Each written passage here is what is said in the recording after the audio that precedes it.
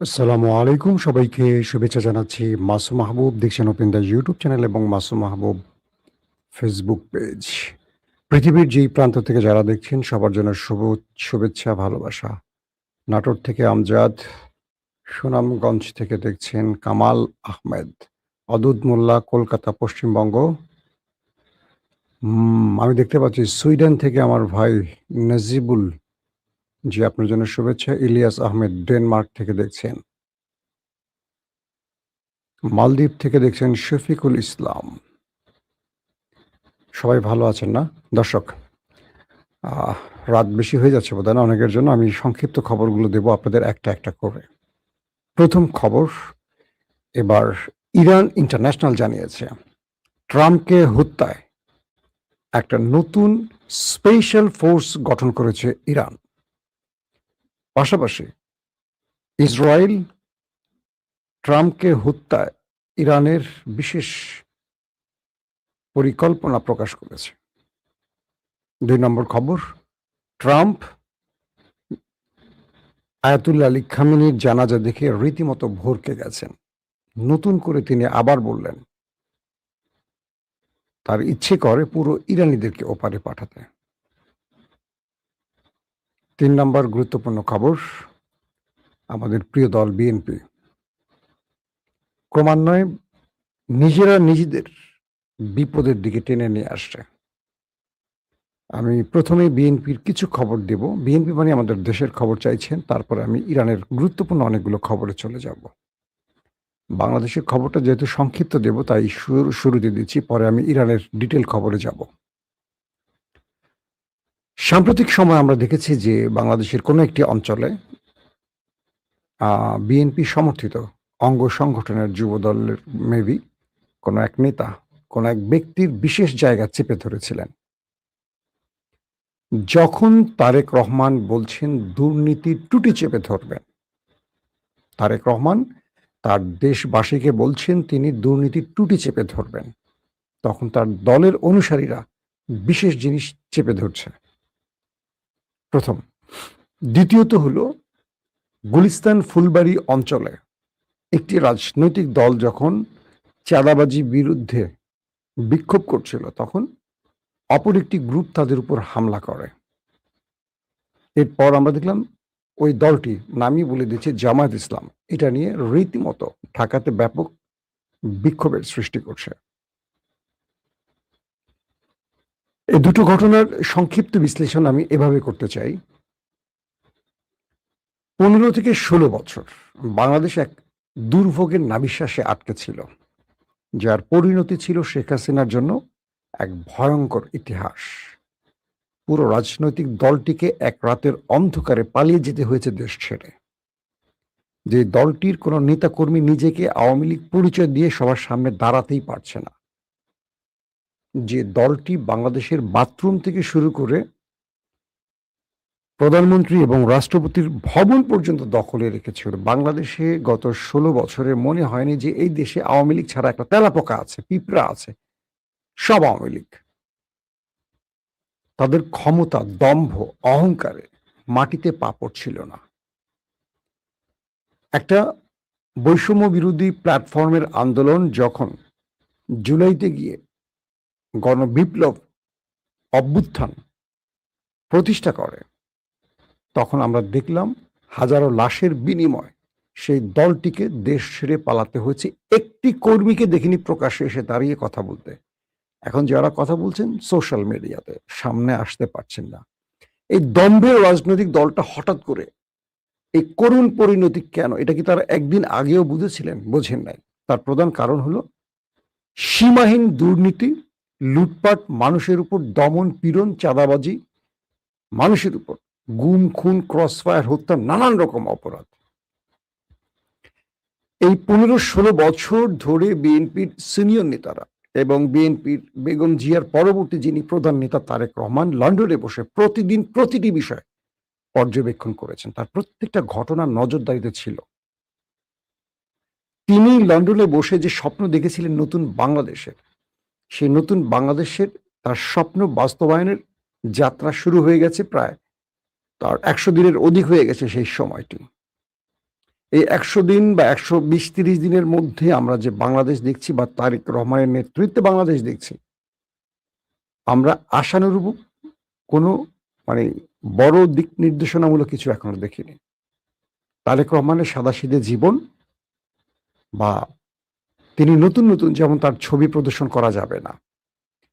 পায়ে হেঁটে অফিসে যাওয়া, মসজিদে যাওয়া, পরিবারের সঙ্গে একটা সুন্দর সম্পর্ক সৃষ্টি, মানুষের সাথে সদাচরণ, মানুষকে ডেকে মঞ্চে নেয়া, খাল কাটতে যাওয়া, এই যে বিষয়গুলো জিয়াউর রহমানের রক্তে থেকে রক্তের ধারাবাহিকতা, এগুলো আমরা দেখেছি। তারেক রহমান যথেষ্ট চেষ্টা করছেন বিএনপির সম্মান বা সুনাম ধরে ফিরিয়ে আনতে। তার পরের কাতার থেকে ভালো করে লক্ষ্য করুন। আমরা দেখেছি মীর শাহে আলমকে, পুরো বিএনপিকে তিনি লজ্জিত করেছেন। আবার তার সম্পদ 8 গুণ বেড়ে গেছে ঘোষণা আসছে। বাংলাদেশের প্রতিটি প্রান্তে চাঁদাবাজি, টেন্ডারবাজির সাথে জড়িয়ে গেছে বিএনপির অঙ্গ সংগঠন।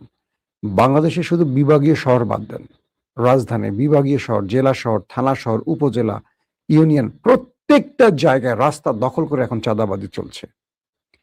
কোনো রাস্তা দিয়ে আপনি চলাফেরা করতে পারবেন না। একটা রাস্তার মধ্যে দেখবেন দোকান বসে গেছে, ছোট ছোট রাস্তার মধ্যে ফলের দোকান, তরকারির দোকান, হ্যাঁ, গার্মেন্টস প্রোডাক্ট, বিভিন্ন রকম হরেক রকম পণ্য। কেন? প্রশাসন, পুলিশ, পৌরসভা চেষ্টা করে রাস্তা পরিষ্কার করতে পারছে না, কারণ রাজনৈতিক দলের ছত্রছায়া এখানে ব্যবসায়ীরা বসে গেছে, চাঁদাবাজি করছে। আজকে পুলিশ সরাচ্ছে, কালকে তারা আবার বসে পড়ছে। অনিয়ম, দুর্নীতি, উচ্ছৃঙ্খলা, বিশৃঙ্খলা পুরো রাষ্ট্রের প্রত্যেকটি জায়গা আটকে ধরেছে। এই জিনিসগুলো তারেক রহমান, আমাদের মাধ্যমেই আমরা তাকে বোঝাবার বা বলার চেষ্টা করছি, এগুলো শুনবেন। আপনি যত বড় পদক্ষেপ নিচ্ছেন, আপনার দল আপনার সুনাম নষ্ট করছে। অন্ডকোষ চেপে ধরার মতো ঘটনা, এটা বাংলাদেশের ইতিহাসে নতুন একটি রাজনীতির কি বলবো শিরোনাম হয়েছে। এই ঘটনাটা কত বড় কত ছোট তার চেয়ে বড় জিনিস, এটা এখন আওয়ামী লীগ বা বিএনপি বিরোধীদের জন্য একটা বড় অ্যাসেট হয়ে গেল। যখন তারেক রহমান বলছেন দুর্নীতির টুটি চেপে ধরবেন, তখন কেউ নিচের জিনিস চেপে ধরছে। এই শিরোনাম হয়ে গেছে সোশ্যাল মিডিয়াতে। তার মানে তারেক রহমানকে এখন তার দলের মধ্যে সবচেয়ে বড় শুদ্ধি অভিযান চালাতে হবে।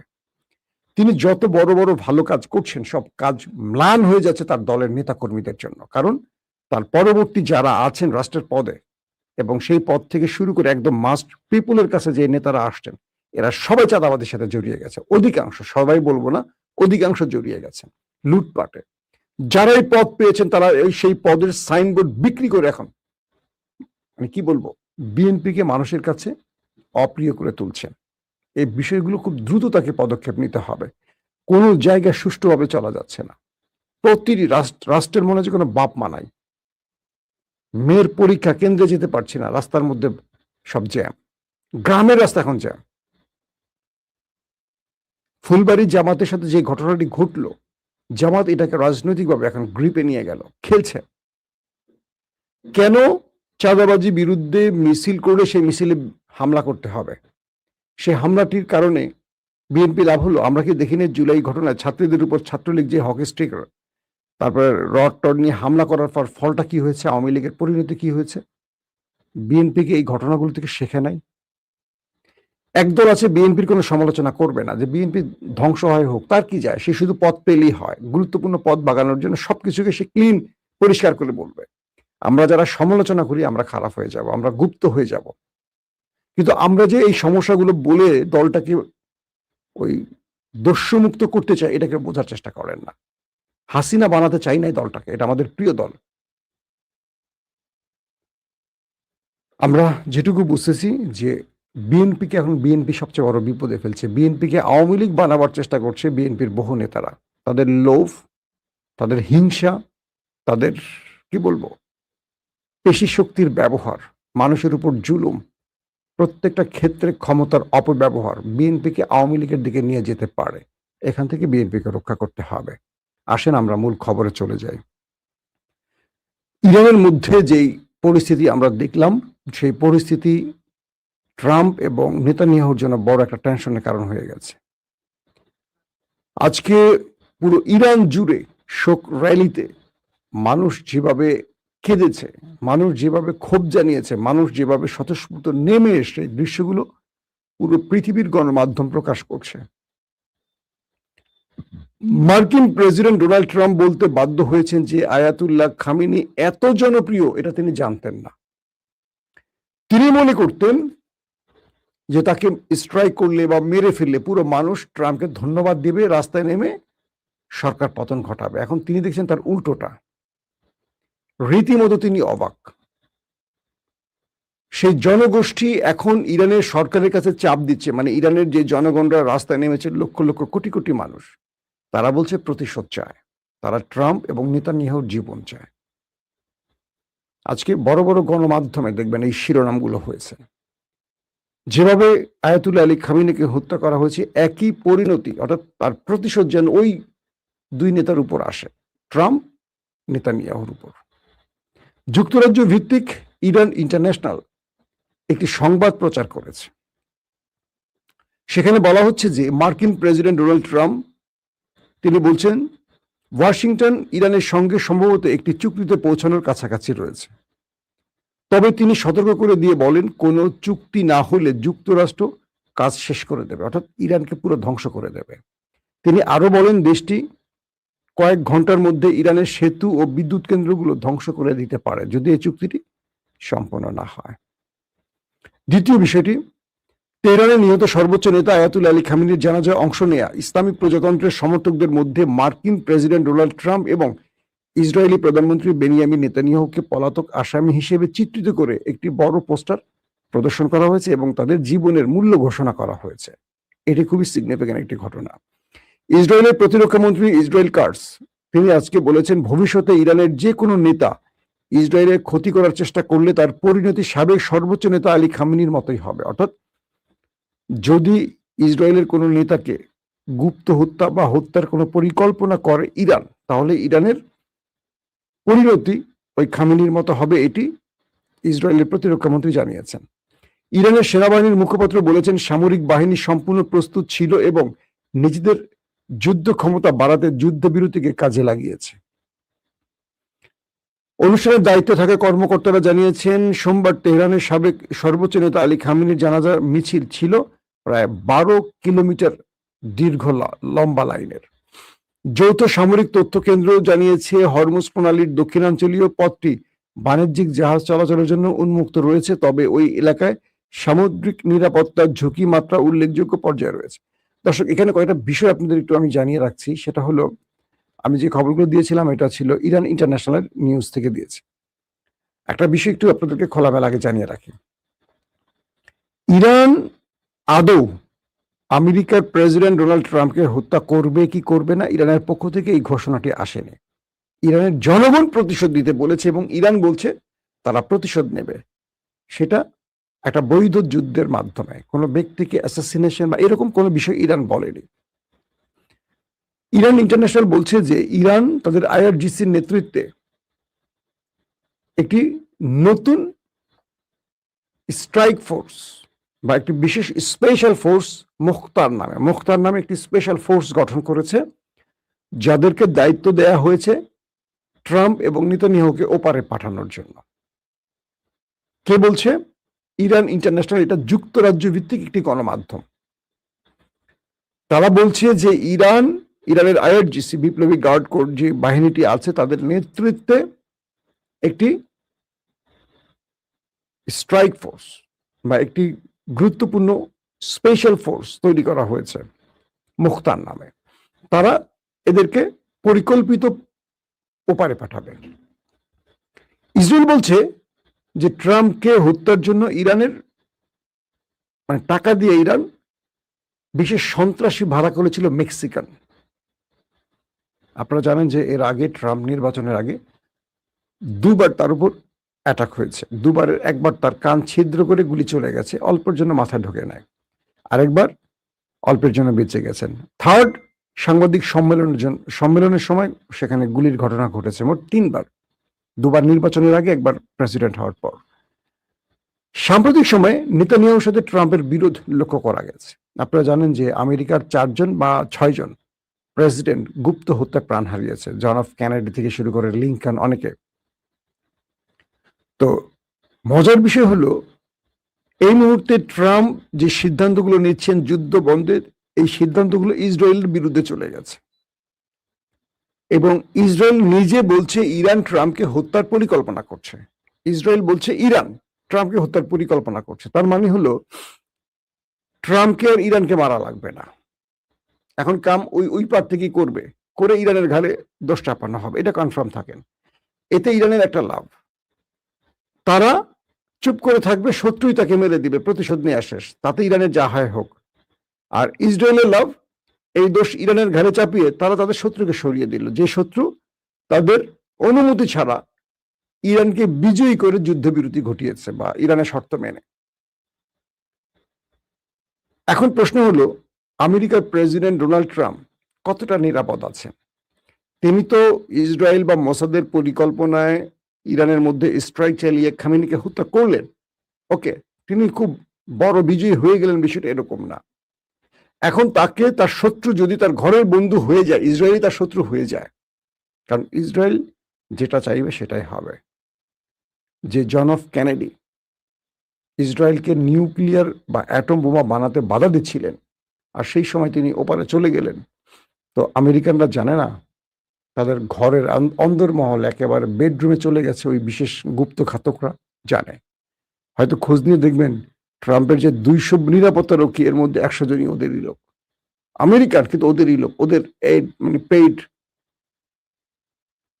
পৃথিবীটা চলে শুধু অর্থের উপরে। ধরেন একটা উদাহরণ দেই, জিয়াউর রহমানকে যারা হত্যা করেছেন তার মধ্যে কি জিয়ার খুব কাছের লোক ছিলেন না? শেখ মুজিবকে যারা হত্যা করেছেন সেখানে কি শেখ মুজিবকে বিএনপি মেরেছে না জামাত মেরেছে? মেরেছে তো আওয়ামী লীগের লোকেরাই বা আওয়ামী লীগের অনুগ্রহ প্রার্থী লোকেরাই মেরেছে। তারেক রহমানের ডানে বামে যতগুলি লোক দেখতেন যারা সর্বোচ্চ চামচামি করবে, যারা একদম তারেক রহমান বললে মুখে ফেনা তুলে ফেলবে, এরাই হলো সবচেয়ে বেশি ভয়ঙ্কর লোক। বুঝতে পারছেন? এগুলো সবাই বোঝে।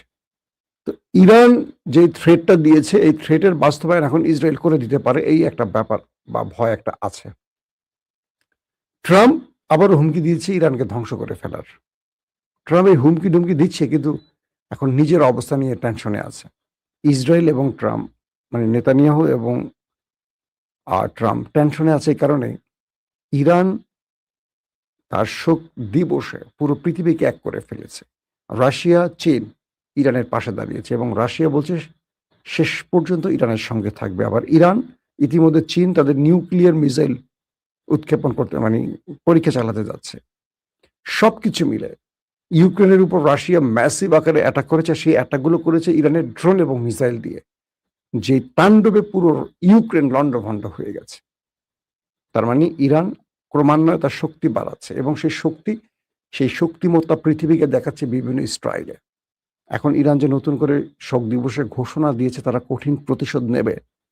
এই প্রতিশোধটাকে আমরা বলতে পারি আগামী দিনে একটা মহাযুদ্ধের আশঙ্কা সৃষ্টি করতে পারে, কারণ ইসরায়েল কোনোভাবে ইরানের সাথে আমেরিকার এই চুক্তিকে টিকতে দেবে না। ইসরায়েল কোনো না কোনোভাবে ফলস ফ্ল্যাগ অপারেশন হোক বা কোনো না কোনোভাবে এটাকে ভাঙবে, আবার একটা যুদ্ধের ডঙ্কা বাজবে এবং ইতিমধ্যে 3টি দেশে যুদ্ধের পরিকল্পনা নিচ্ছে। তবে ইরান মধ্যপ্রাচ্য বা গালফ কান্ট্রিকে এই শোক দিবসের দিকে এনে এমন কিছু প্রেসক্রিপশন দিয়েছে, যেটা আগামীতে গালফ থেকে আমেরিকাকে বিতাড়িত করার একটা মহাপরিকল্পনা আছে। এটা নিয়ে আমি কালকে ডিটেইল কথা বলবো আপনাদের, খুব গুরুত্বপূর্ণ ইস্যু, আজকে আর না বলে লম্বা করব না। তার মানে ইরান খুব সুন্দরভাবে তার মাঠ গোছাচ্ছে। এক খামেনিকে কেন্দ্র করে ইরান তার ঘরে অনেকগুলো বিজয় তুলে এনেছে, কিন্তু প্রতিটি ক্ষেত্রে পরাজয় রচিত হয়েছে ইসরায়েলের বেনিয়ামিন নেতানিয়াহু এবং ডোনাল্ড ট্রাম্পের বিরুদ্ধেই। ইরান হারেনি, হেরেছে ওরা। প্রত্যেকে ভালো থাকবেন। আল্লাহ হাফেজ।